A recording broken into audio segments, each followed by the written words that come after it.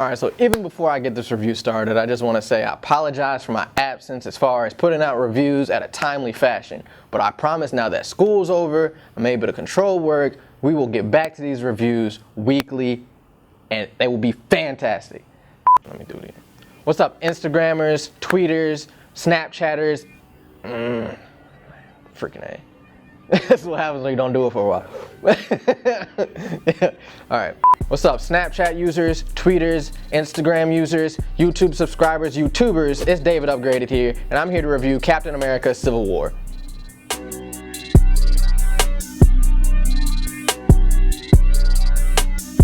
So the first scene, of course, is an action scene because this is an action movie. So it's pretty much just a fight with the Falcon, Black Widow, and Captain America with a bunch of vigilantes, XYZ. So pretty much the main part of this scene that you need to remember is how there's a huge bomb that goes off that kills a lot of civilians in a building, because that is key for what this whole movie is set up on.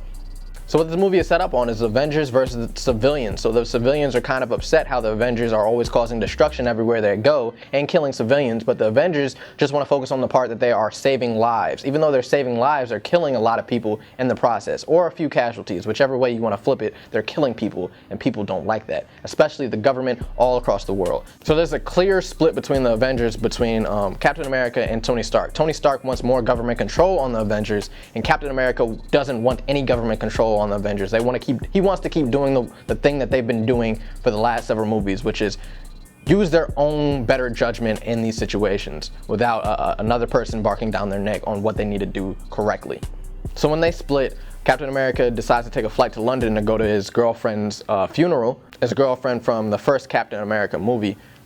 And we're able to see a real emotional side of Captain America. Now, I like to give Chris Evans his just due. I always talk trash about his acting, and the reason why is because I think he's a very average actor. And I think he can become better. I think he can do better than what he's doing now. He has the tools, he has the whole body structure, he has everything. I think he can be a better actor. He just chooses to be average, and it makes me very upset with him. But I see a clear progression with his acting skill from the first Captain America movie to this Captain America movie. He went from a subpar actor to an average actor. So I saw his clear motivations in this scene when his girlfriend dies, and I liked it. It was serviceable. It was good. I have no complaints about it. But after this funeral, there's another scene that happens, which is also pivotal to this movie, where the Wakandan president goes to an undisclosed location in this big building in a different country. And this whole meeting was called for so that after the whole debacle in Wakanda, after they killed a few civilians, and the Wakandan president meets them at this meeting. And this meeting was held in order to show the world that the Avengers are now compliant with more government control on their group. But this building gets bombed, and the Wakandan president is killed. And as this president gets killed, Black Panther rises. Now, Black Panther in this movie was fantastic. He was one of the strongest parts of this movie. And his motivation is to kill Bucky, who was framed as the bomber behind his father's death. So the motivation from his character was brilliant. I don't think they could have done it any better. And the actor that plays him, I'm forgetting his name right now, and I truly apologize, but he did a fantastic job. I can't wait to see more from him. I think they're creating a Black Panther movie somewhere in the near future. I'm going to be watching that and reviewing that as well.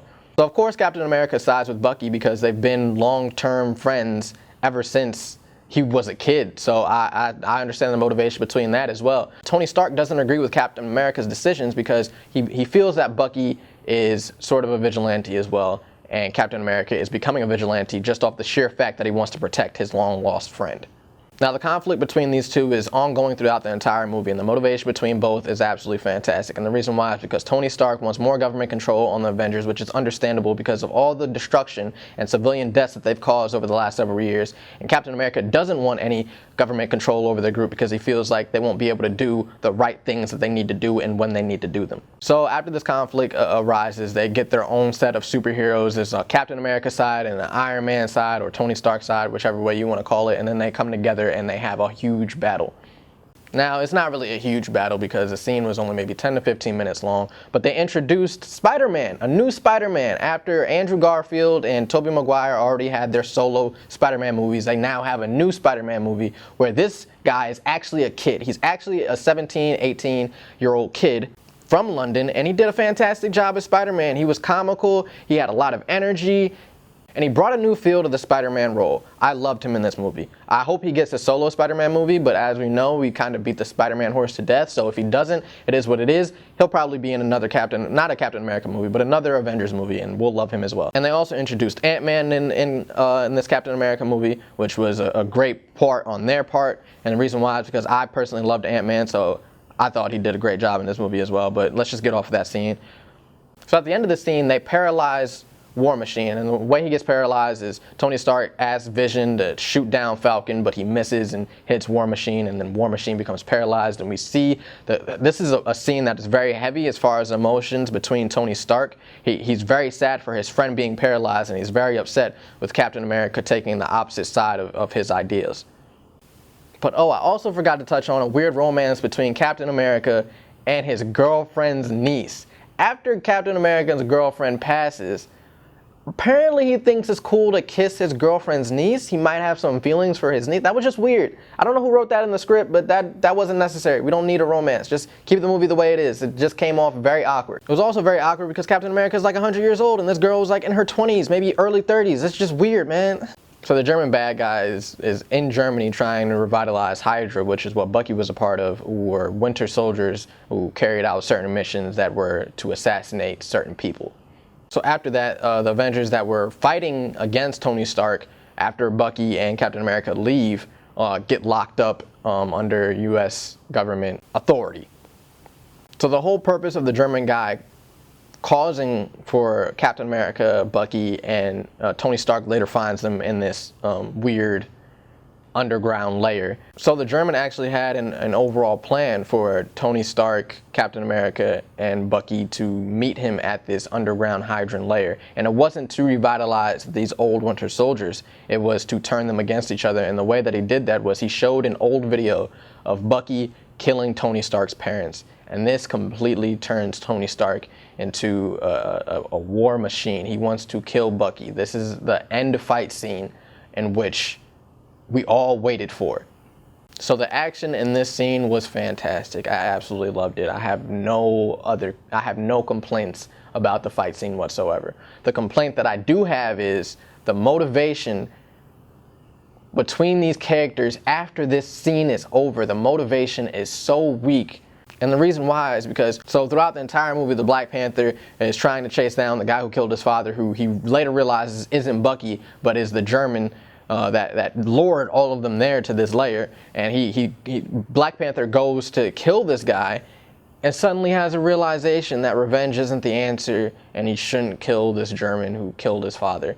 Which I guess is kind of weak, but okay, I can live with that, I can bear with that. But a weak motivation point, which I could not live with, is after Captain America and Tony Stark are fighting, and after Tony Stark blows off Bucky's arm and now he's unconscious on the floor, Captain America shoves his shield into Tony's chest, crippling his armor, and then they just walk away.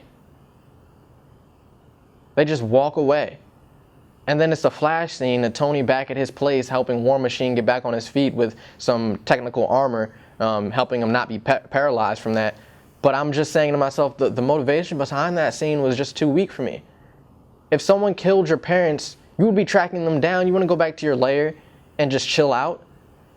And even Captain America, you just let Tony Stark blow off your best friend's arm.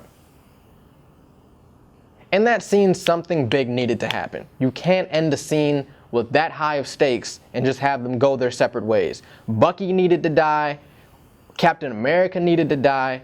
The German guy needed to die. We needed something to end this movie off, to say this was a successful movie. With stakes that high, motivation that deep, we need an ending scene to fulfill our needs. And the ending scene just didn't do it for me. It didn't. This was my hugest problem with the movie. Outside of that, every action scene was fantastic. The beginning action scene, the action scene between the two sides of Captain America and Iron Man was great. That last fighting scene between Captain America, Bucky, and Tony Stark was great. Even the Black Panther, when he was trying to find Bucky and fighting him in various locations, those scenes were great. But this last end fight scene, you need to do it correctly in order for this movie to be a masterpiece. And they did not deliver in that aspect. But overall, I still like the movie. But the rating I would give this movie is, I'd pay to see it again. But that's all I have for this review. Please check out my other reviews that should be at the bottom of the screen. Also check out my rankings review, which should be at the top of the screen. And you can follow me on all social handles, which will be in the description below. Thank you for watching. Comment below, tell me what you thought of the movie, if I'm right, if I'm wrong, all that great stuff. Leave a like, comment, all that great stuff. This is David Upgraded signing out.